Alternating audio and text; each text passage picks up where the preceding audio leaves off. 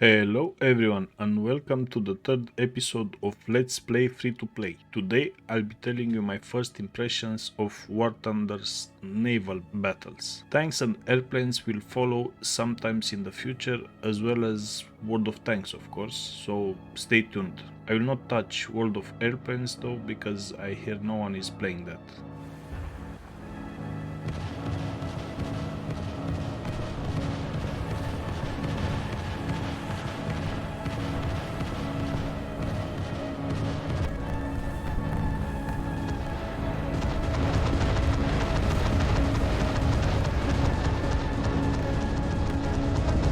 This is the most fun I had in years inside the video game. I'm kidding guys, let's find out why.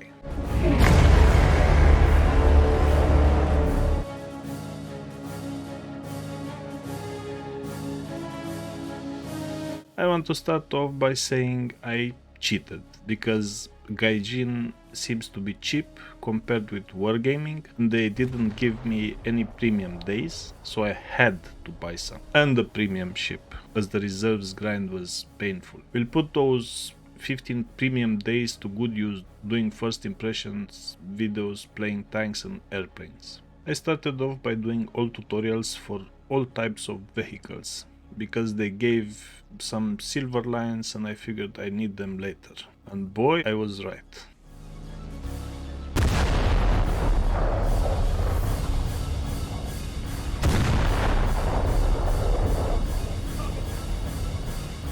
As my nation I picked America, of course.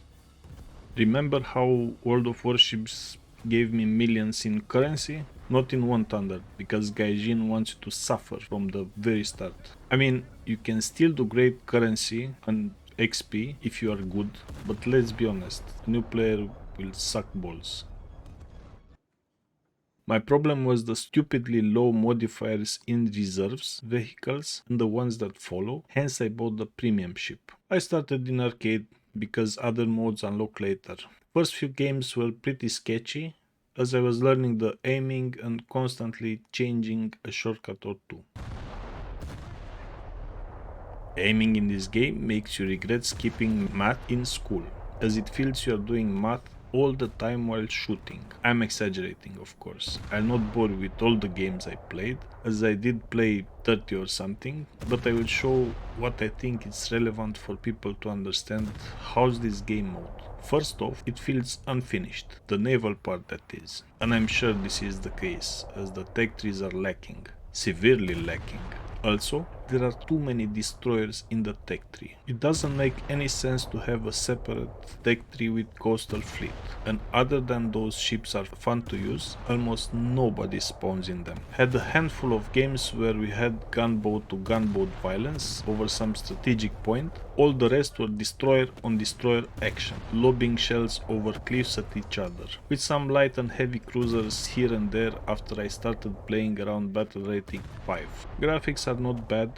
I mean, the water and the boats and effects are cool. The islands look sad. Year 2000 should call Gaijin to take those cliffs back. In all honesty, game looks dated, and I played with the movie graphical setting. Ships look cool with high-res textures and detailed normal maps. They even have caustics, the light that gets reflected by water waves. Nice aging on the ships compared with World of Warships. They look a bit better in my opinion. There's rust where two metal objects are welded and around bolts and rivets. All kinds of leaks, windows have dirt around the edges, deck has all kinds of stains and scratches, etc. I think if half of the polygons in those ships would have been used in the environment, we'd have a very good looking game all around. Too bad you won't see all that good stuff too much inside the game, as we'll stay in aiming mode, zoomed in almost all the time, adjusting and readjusting your aim. During battles, you don't want to stay out of the aim or zoom mode anyway, because you can see shit through all the smoke that comes out of your ship. Looks cool, but it's annoying at times. Wish there would be an option to raise the camera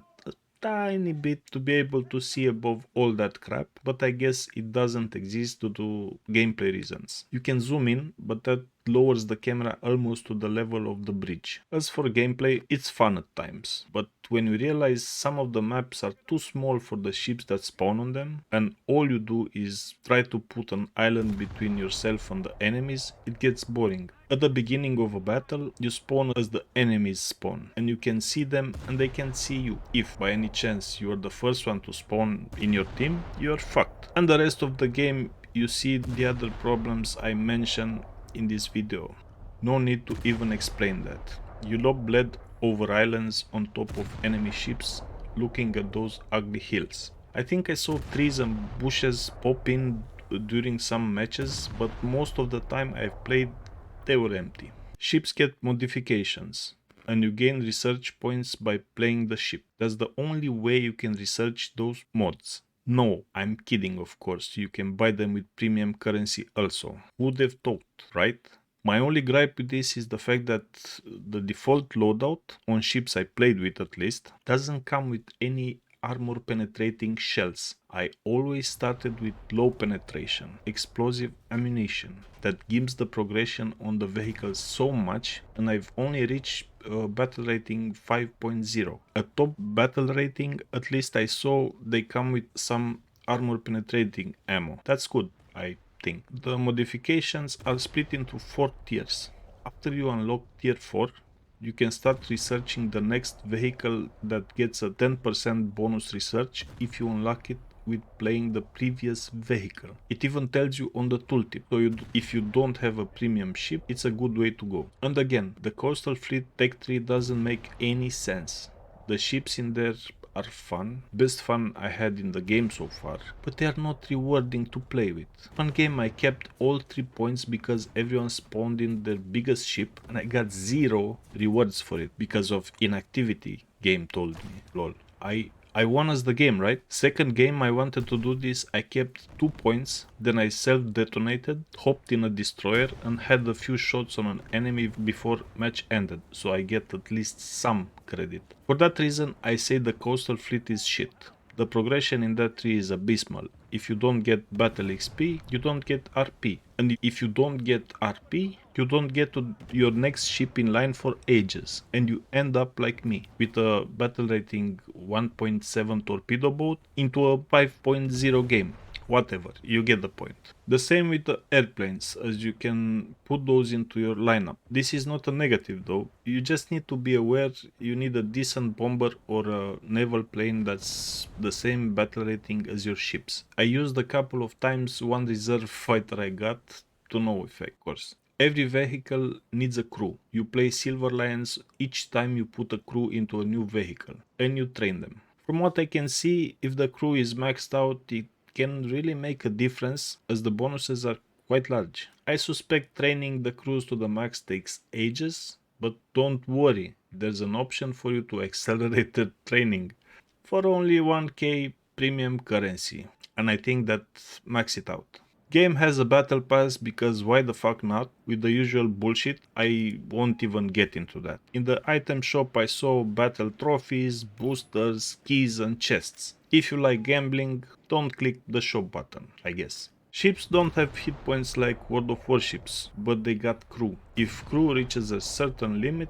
you don't have enough to repair your ship and you sink. You kinda like this. Or you take a hit in the ammo compartment and the entire ship blows up. I also like the little window that pops up when you hit an enemy telling you what's damaged. Encourages you to use the X-ray tab in the menu. So learning where the critical parts are is important. Pro tip I learned: shoot a ship under its turrets. That is where the ammunition for them is stored, and you can get it to explode in one salvo if you're lucky. Torpedoes in this game look bad. They are just black cylinders that float. They don't have the cool underwater effect World of Warship has. I'm sorry I keep comparing them, but they compete on the market for the same people. Also, I didn't have much torpedo action. Didn't think I would say this, but I kinda liked how in World of Warships you are constantly wondering if you will get slapped by a bunch of torpedoes at every corner. That little thing affects the positioning and movement on the map so much. The economy is trash. if I'm doing decent in matches and I find myself wondering how the fuck I get X amount of currency to buy my next ship, it's clearly bad. It's a bad sign. I don't even want to imagine what's like in later tiers. Also, I hear Gaijin likes to balance vehicles by repair costs, meaning they leave something overpowered in with a prohibitive repair cost, so if you die in it, you make less currency than if you would have played another vehicle and did worse. This one blew my mind. I had to mention it. I don't see a reason for playing this part of WarThunder over the competition. The aiming is harder to master than in the other game I keep mentioning, and the crew in battles are a plus, but that's about it. And the ships look a bit better. Rolls in this, as far as I have played, are almost non-existent, and you are not encouraged to play small ships. Most games I've played ended up with both teams grinding each other, not giving a fuck about the 2 or 3 victory points. My guess is you get more currency and RP killing other players than ending the match quickly with a fast 3-point capture. And it's a damn shame. It's like there's only one game mode, last team standing or something. The game mode is clearly not finished. A lot of nations lack variety, and even the ones that have ships in them seem unfinished. Worth keeping an eye on this to see how it evolves, but for now I understand why queues at the lower battle rating take even 5 minutes. From a new player's perspective, this game mode gets a 6 out of 10. There's something in here, but this is not it.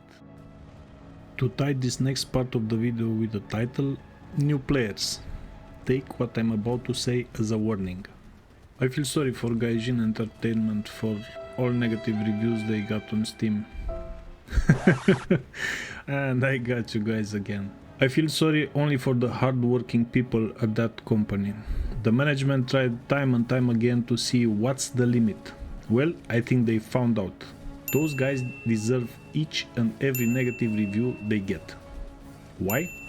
Because they keep lying to your face. They do all kinds of crazy stuff with the in-game economy, so you cave in and buy their stupidly expensive premiums they keep releasing just so you are able to keep playing this game and make some progress. Tanks and airplanes will follow sometimes this year if they turn this around and make it a better experience for everyone. We'll not touch this otherwise again on this channel. Games need to be fun. If half of it is frustration and only half is fun, we got a problem. Games shouldn't try to make you buy shit out of frustration. I got no numbers, but I don't think long term you make more money as a company that way. Path of Exile has a pretty good free-to-play model. In that game, after you buy some stash tabs, that's it. Game doesn't force you to buy anything else to have a good experience. Sure, your characters look like shit without some skins, but the equivalent to WarThunder economy in that game would be to have your entire gear break and you can't afford to repair it if you don't subscribe, for example. Just think how stupid that sounds. Well, this is WarThunder for you. What Path of Exile made me do, I did not do in any other free-to-play game. At some point, I just felt I want to support the devs even more, and I got a pack of cosmetics. After a couple of months, as I kept playing, I got another one, and so on. The trick these pricks need to learn is how to make us want to give them money and don't feel bad about it. I'll not get into details with a recent article that popped up. Plenty of people already did. We'll just say, shame on you, Gaijin, for treating your player base like they're stupid, saying disingenuous stuff to their face like that. Just admit it. We couldn't figure out other ways to make more money. Say it. Just say it. Just say it. Say it. Say it. This is everything I got. See ya.